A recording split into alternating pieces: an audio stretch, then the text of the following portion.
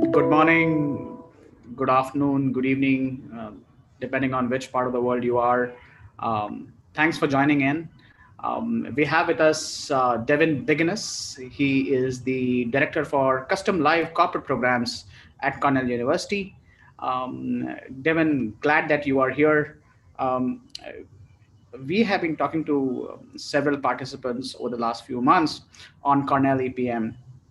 As we all know that this is a 6 month program which starts in Jan on Jan 17th, and this will go on to July, completing 6 months. And this has got 16 live sessions and around 600 plus electives. This particular interaction with you is for you to take us through what these 16 sessions look like and what these electives will look like. For the purpose of all those who have joined us, Devin is particularly interested in leadership lessons that executives can learn from the sports environment. And Devin has written numerous business lessons from sports articles for Forbes, Globe, and Mail Newspaper Canada. Devin, glad that you are here. Thank you for joining in, and over to you. Great, thank you so much, John. And as John reiterated, the new greeting is either good evening to all of you in India or in Asia or the Middle East, wherever you might be zooming in from. It's good morning here in Ithaca, New York, on a snowy, cold morning. It's I was telling the guys earlier that it's about -5, -6 degrees Celsius, or 19 degrees Fahrenheit. So it's quite cold this morning out my window. But great to see everybody, or great to connect to everybody here this evening. First of all, thank you for your interest in the EPM program within Cornell University, and we're proud to be partnering with XED on this important initiative for Cornell. As we think about our global outreach and global capabilities. Obviously, Cornell is a U.S. Ivy League institution, a research institution, but very concerned with our global outreach capability. We've done a lot of work in India, in Asia, and the Middle East, of course, as well as many other places in the world. But these types of programs are critical to making outreach and taking education from where I'm sitting in Ithaca, or our new campus on Roosevelt Island in New York City, out to the rest of the world. Cornell University was founded in 1865 by Ezra Cornell. And I mention that because the founding statement of Cornell is, "I would found an institution where any person can find instruction in any study." And I think that's a very important founding mission that we still try to live up to as a university with these types of programs, which is great, giving access to world-class education and research and applicability to professionals like yourselves who are every day wanting to learn and get better and apply the learning for what you're trying to do. I thank you very much for your interest in this program. And I also thank you for exhibiting a growth mindset. That's something that we talk a lot about in terms of this notion of, as education drives progress, education helps you grow, helps you become a better leader, and helps you drive impact. And really, that's one of the things that I've clearly, by your interest in at any stage of this program process, whether you're, you've already signed up, you're potentially signing up, you're interested in the program, you're exhibiting a growth mindset in the sense that you think you can be better. And that is a critical belief that education helps drive, and education enables you to be better as a leader, and to be better as a professional. And really thank you for your interest in that. And that's certainly something we believe in quite a bit here at Cornell University. As John said, I'm a director of custom live corporate programs. So in that role across all of Cornell University, I work with global organizations like Amazon, like Merck, like SC Johnson, or many other organizations that we have the privilege of connecting with on a daily basis, in helping them to understand what are they trying to do organizationally and strategically. How does that link to the critical capabilities that their leaders need to impart and to sort of be able to have? And then we design education programs across all of Cornell University that helps them do that. And so that's really how I spend my days, is working with organizations that are really helping to shape both the current environment and the craziness that entails with the COVID-19 situation, but also shape the future of what they're trying to do as an organization. whether it's an organization like Merck, who's trying to drive the future of healthcare and the future of leadership in that space. Amazon obviously trying to move even faster and become an even more global giant that they are, as well as many other organizations that we have the privilege of working with to help their leaders be better. And so this program is linked to many of those objectives that we have in helping leaders to be better. I'll share a few slides and a few visuals, so you're not just looking at, though this is a pretty background here, but you looking at some images that I'll walk you through here, and then would love to have a chance to answer any questions and any comments that you'd like to make as you think about learning more and engaging more with this program linked to Cornell University. So I'm just going to share my screen here and pull up some slides that I can just sort of share for a second there. All right, great. So hopefully you see another nice image of Cornell University in Ithaca, New York. So I've been with Cornell University 8 years. Prior to that, was with Duke Corporate Education in London, England, and New York, and in Durham, North Carolina. And then about 8 years ago, made the move to Ithaca, New York, to be with Cornell University to join the Johnson Graduate School of Management. And then about 4 years ago, we integrated to the Cornell S.C. Johnson College of Business. So took 3 schools at Cornell that do business and integrated them into one College of Business. And then recently, we've actually integrated those capabilities even further to form an entity called Cornell External Education, where I sit, which is across the entire University of Cornell, to help broaden our outreach capability across the university. And that includes the connection with eCornell. As you'll see, they're certainly a partner in this, though my primary role is working with faculty and working with our resources to design and deliver customized and global education programs for organizations. And as you can see, some of the schools that contribute to that, one of the exciting schools that is contributing to that global outreach and that broader outreach as part of overall Cornell University is Cornell Tech, right? So the bottom picture you see there is actually a shot of our Roosevelt Island campus between Manhattan and Queens in New York City, depending on how well you know your New York City geography. But it was a venture started about 7 or 8 years ago by then Mayor Michael Bloomberg to diversify the economy of New York City and to make it less reliant on only financial services. So set it out for bid, and Cornell was proud to win that. That campus really is at the intersection of engineering, of business, and of law, right? So the 3 schools that really sort of contribute to that to form a much different integrated organization is the business school, or the College of Business, or sort of where I was sitting, Cornell Engineering, so the sort of the technical engineering side of things, and then law, so the sort of the Cornell Law School, which contributes to sort of the way that entrepreneurs and leaders in a more digital age have to contribute. So we hope that this sort of integration, and we think this is a pretty innovative play for a university that has the sort of the depth of a Cornell University to also now have the breadth in new ways of thinking about how do we serve the changing digital leadership needs of organizations and individuals. And so I'll move to the next slide here. One of the ways that we think about leadership development, and I think this is one of the critical sort of mindsets that we encourage the EPM participants to have, as well as our overall leaders that we work with, is this product manager mindset.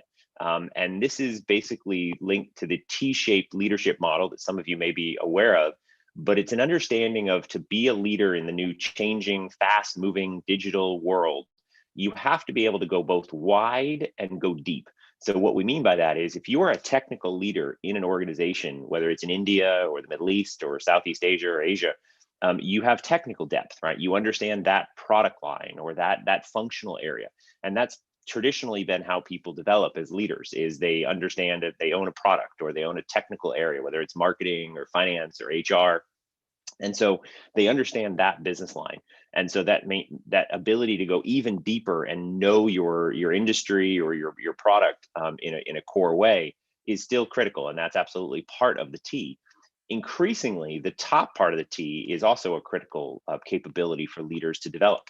And it really links to this notion of being able to go wide and understand the organizational strategy and understand the industry shifts that you're operating in. So the ability of leaders to be able to go wide and go deep is one of the core design frameworks that we are offering here in the EPM.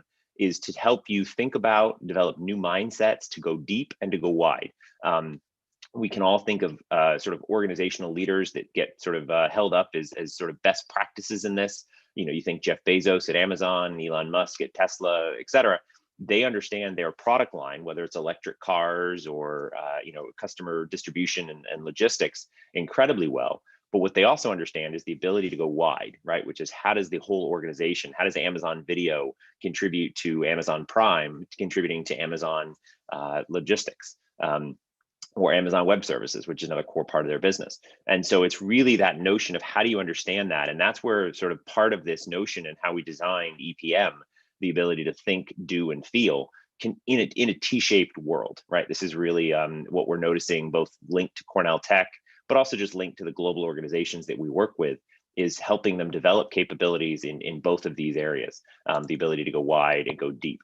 I mentioned that linked to part of the sort of the input part, and part of the faculty strength in this program comes from Cornell Tech, right? This is an exciting new venture for us at Cornell.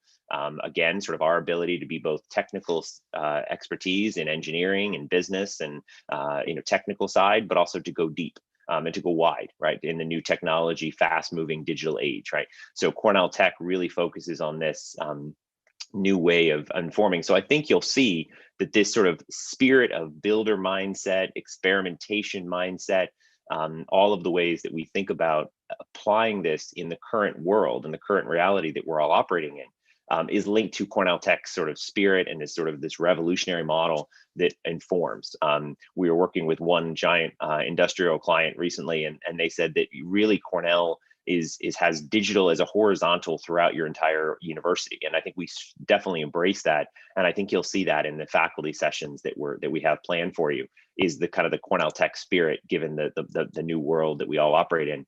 The other model that I'd like you to think about as you think about this program is how to be a more strategic and critical thinker, right? And that's really the first core phase of this program, is the ability to think differently about where the world is and what your world is looking like. And so I describe this affectionately as the bow tie model, right? And so we think that one of the core progressions that leaders have to make is the ability to have a lot of technical expertise and operate in sort of the fog of the world, and a lot of where we have got a lot of competing information and ideas, and drive that down into really concrete insights, right? The leaders that get promoted, that advance, that create new innovations are those who can take the complexity of the world and make it simpler, right? Understand how to drive insights in and create insights for their business and for the organization as a whole. And then you're now at the kind of the mid part of the bow tie, is how do you influence for value, right? How do you take that out and drive insights and create value for the organization and for yourself in communicating those simple insights, right? So how do I take the fog of the world, drive it down into 2 or 3 compelling insights? And then it's now, how do I take it back out again and communicate and influence those insights for value, right? And so I think that's really where the progression from think, do, feel comes from, is how do I think differently? How do I do things differently? And how do I feel things differently as I really think about influencing for value? And so that's one of the core parts of what we were hoping to drive from. And again, all of this is driven from what we're learning within Cornell University, what we're learning with the reach that we're doing with leaders who are every day. The difference, as I like to say, the difference in these kind of programs is I need to give you something that you can apply that afternoon or that evening, or at the very least the next morning, depending on time zones. In a degree program, you might have longer than that, right? You have a year, you have a 2-year program. At an undergraduate level in India, you have a 3-year, BBA kind of program. And so you have a little longer runway to introduce a concept, let you play with it, and then you get to apply it. In the world that you all operate in, I need to give you a tool, whether it's the T-shaped leader or this sort of bow tie model, as I affectionately call it, that you can apply later on, right? You can say, in my business, am I deep and wide? Do I have technical expertise that I can then create some compelling insights and influence for value? I think that those are critical capabilities that you need to be able to apply tomorrow morning. And that's part of what the EPM program does, is give you very practical tools, provoke you to think differently and do things differently about yourself, about the world, about your company that you're creating value for, and apply it immediately, right? And I'll talk a little bit more later on about the experimentation mindset is one of the tools that we can give you to think differently about, okay, I just got a tool in critical thinking or how to be more emotionally intelligent. And then let me take that forward and drive value immediately for the organization. And so that's really at the heart of what an EPM kind of program, an executive program in management, and a certificate program is about. It is not about the degree. It is about the credential, the certificate you'll get. So you can say, I went to a Cornell University program. That's absolutely part of it. But it really is this notion of how do I get tools and be better, right? How do I drive change for myself or for those around me that I need to create value for? So I've talked a little bit about this think, feel, do model. Here's an overall outline and some of the faculty that we're going to be engaging you with. These are some of the best faculty that we have in executive education. So they have done a lot of research, they've done a lot of applicability work with organizations and individuals, and they are global thought leaders in their areas of expertise, whether it's all the way from start to finish, getting things done and thinking strategically, to how do you lead innovation and how do you make sense from a financial side. So we've broken the 16 modules up into 3 core categories, right? The first one is changing mindsets, right? What do you need to think how do you need to think differently, right? And this is a notion of how do you think differently? How do you make sense of the fog? One of the faculty you'll get a chance to meet later in the program, General George Casey, I think framed it incredibly well after I had done some sessions with him for executive leaders. He and I were in the car getting to the airport after a session, and he said, Devin, I now have a better sense of what you do, what programs you run. And he said, what you're really trying to do is you're preparing leaders to jump out of an airplane into uncertainty, right? You don't know where they're going to land. They're going to land in the desert. They're going to land in the forest. They're going to land in the Arctic. And executive education, Devin, is what you do on the plane ride up. And how do you get them ready and give them the tools, whether in that case, it might be a compass or a tent or so. But in this case, it's the ability to think differently, think more critically, understand innovation, understand consumer insights. So this first phase is really, if you think of this as sort of the plane ride up, to get you ready for understanding when you jump out of the plane and land, how to make sense of your environment, right? How to understand yourself. So the new technology, digital disruption, all these buzzwords that we toss around, agile, versatile, VUCA world, et cetera. All of these are the skills and mindsets that you'll need to be successful in that environment, not knowing that we can't prescribe exactly what environment you're going to go into, whether it's healthcare, whether it's finance, whether it's technology. We know all of you are interested in this program because you're going into exciting things or you're in exciting worlds. And we're trying to give you mindsets and the ability to do that differently. There is a bit at the sort of the midpoint of this when it's about sort of emotional intelligence and some of the other components there that we're helping you to be a better leader yourself. So grit is a concept that gets talked a lot about in leadership today, because we know COVID-19 is one of the main ones, that there are going to be ups and downs in your leadership journey as you develop. There's going to be times when you're high flying. There's going to be times when you get knocked down or you get something happens.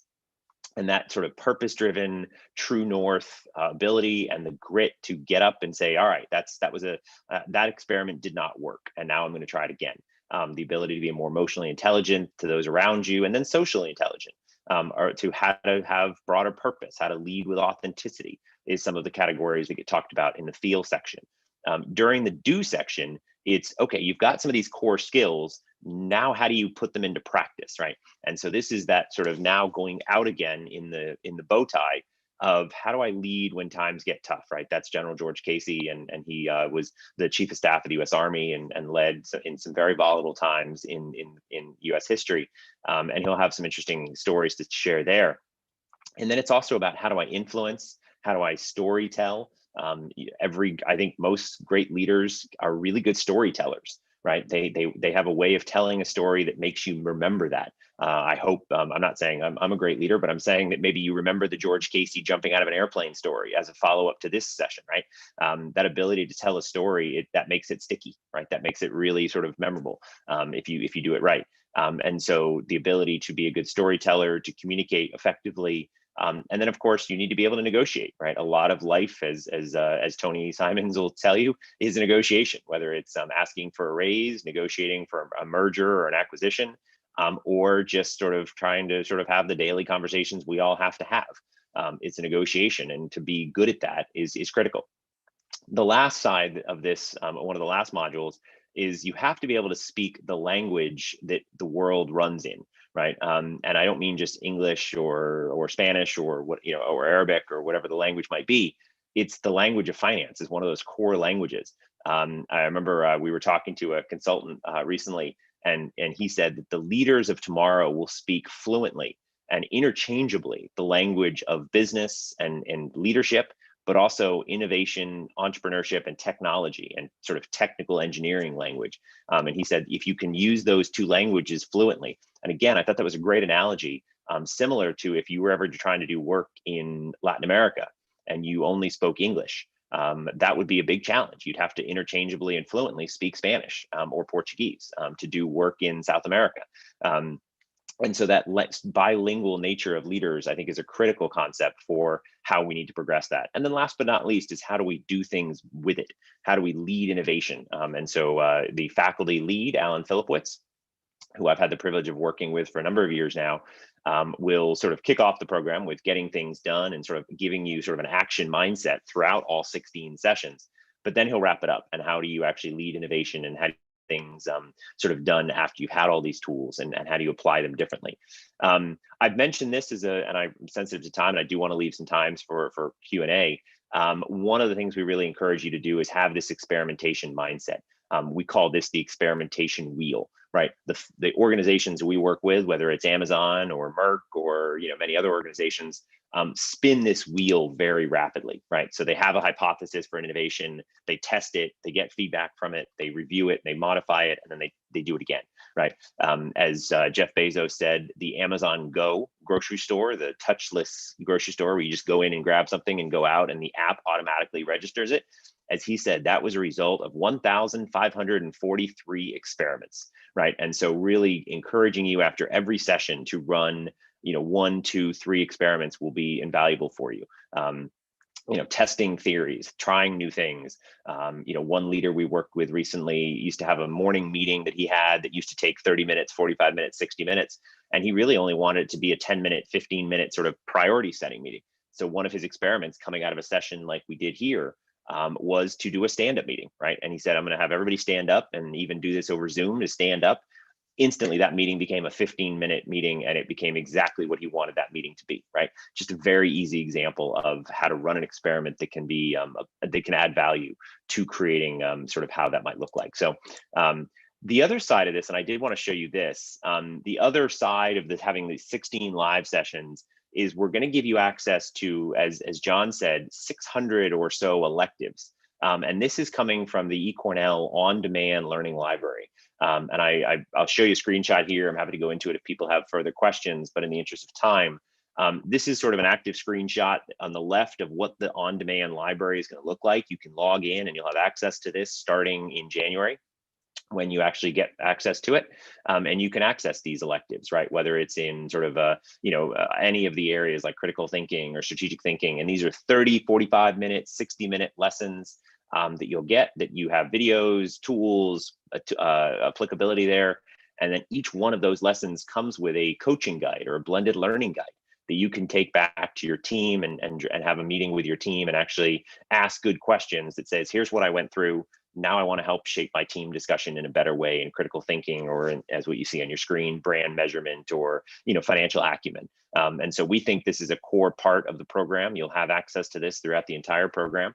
And you will encourage you between the 16 live virtual sessions that are synchronous sessions to take advantage of this learning library. It's a great and constantly growing library of sort of faculty at Cornell lessons that can be bite-sized, or 30-minute, 45-minute bites as you think about it there. So that's one of the core parts that we wanted to encourage you to take advantage of, that will help better inform and make the custom live sessions even better.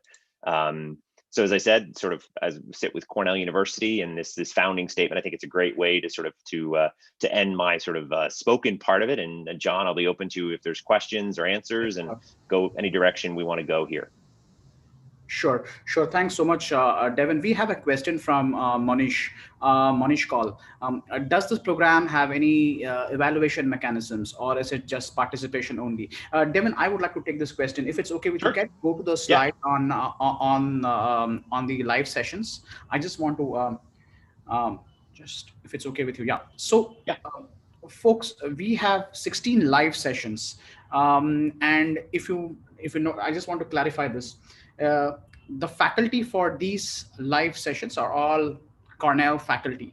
Devin did mention Cornell Tech, and we have, Devin, correct me if I'm wrong, we have Professor Gautam Ahuja, Professor Karan Girotra. They are coming in directly from Cornell Tech. So we have quite a few faculty coming in from the entire breadth of Cornell University. Now, these programs, these sessions will happen over a weekend, every alternate Saturday. And most of you must have received the schedule by now. During the session, we have, at the end of every session, every live session, we have an assessment during the session. So we are trying to measure the knowledge transfer even during that session. Apart from that, you will all be onboarded into a mobile application, and there would be leaderboards. So yes, we are measuring knowledge transfer, we are measuring peer learning, your ability to communicate both with faculty and with peers will be measured and will be communicated effectively. Finally, sorry, go on, Devin. I was going to say, certainly, John. One of the frameworks, and perhaps you're familiar with the Kirkpatrick Phillips, sort of learning model about sort of going from did I like it and did I enjoy it to did it actually make a difference. And certainly, we work towards level 3, level 4 of that kind of a pyramid of did it actually make a difference for you, and did it move the needle. So that kind of we'll certainly work on that, and that's embedded in sort of a lot of the design methodology for these sessions. Sure. Thanks so much. We have one question on the certificate. I just want to clarify on that, Devin. So the certificate is a Cornell University certificate. And the sample of the Cornell University certificate is on the website, and it is on the brochure as well. We'll be happy to take you through that over a separate call. We have Satya Ramdas, who mentioned, would there be a separate pivoting point based on the background of candidates? I don't know what you mean, Satya, but just to probably try to answer your question. So we have participants who are quite diverse. So we have government IAS officers who are having 23 years of experience, to people coming in from the armed forces, to folks coming in from the top echelons of the financial industry. So the average experience comes to around 15 years. That said, there is sufficient diversity in the class. Cornell will treat every participant equally, and it is up to us to ensure that we extract a lot of value from each other as far as participants are concerned. Yeah. And John, I think that's a critical part is the diversity of the cohort. And certainly I know you're looking at that, and we're looking at that as designers and owners of the program, because in this kind of open enrollment program, part of the learning you're going to get is from each other. And also part of the network you're going to get is from each other, right? So your ability after this program or during this program, if you see somebody in an interesting company to say, hey, I'd love to talk to you more about what you said on that live session, the kind of company you're running, let's talk, right, about maybe new business opportunities. So I think that's a critical part of these types of programs. Sure. We have just last 1 minute, and we have, I'll just take this question from Kopal Doshi. So she's asking, so this will not include any project work apart from the live sessions as an additional investment of time. I just want to clarify this. So every live session, there is going to be some pre-work, and there could be some post-work, some reflective exercise. So there is a considerable engagement before every session. That is one. Two is that we are asking you to complete at least 3 electives. But that said, you have an access to, Devin said 600, I said 600, but I think so it's around 800 plus electives for you to consume during the entire 4 days. 6 months. You have to at least do 3 elections to come to the program. Conducting it multiple times in a year. Yes, the first batch is in Jan. We are looking at more batches, but we would highly encourage you to apply in the first batch itself. Yep. Yeah, that's right, John. There's not, unlike some corporate custom programs where we do have projects and teams working together, that is not a formal part of it because we know you're all working in largely different companies. That being said, one of the critical part of learning is experimenting and doing different things. So we encourage you, right out of the gate to, when you have your first session or you have the first lesson, to apply it, right? Because that's how you're going to get the greatest value. Is at the end of this, if you can say, maybe not 1,543 experiments, but at least numerous experiments, you'll be better if you've tried a lot of new things and applied the skills throughout the entire session. So we encourage you to really take full impact of the program as you drive experimentations to make a difference for you and for the organization you work with. Thanks so much, Devin. I think so. We have more questions, but we have only so much time in a day. Thank you, Devin, for your time. For the rest of us, in case of any questions, please do reach out to your respective admissions directors, and we will be happy to respond to each one of you. Thank you again, Devin. Thank you for your time, and wishing you a great day ahead. Thank you all. Wishing you a good evening. Thanks. Bye-bye. Great. Thank you all. Have a great rest of your evening, and we look forward to seeing you as part of the program, hopefully. Thank you all. Thank you, John, for setting this up. See you soon, Devin. Bye-bye. Yeah, bye.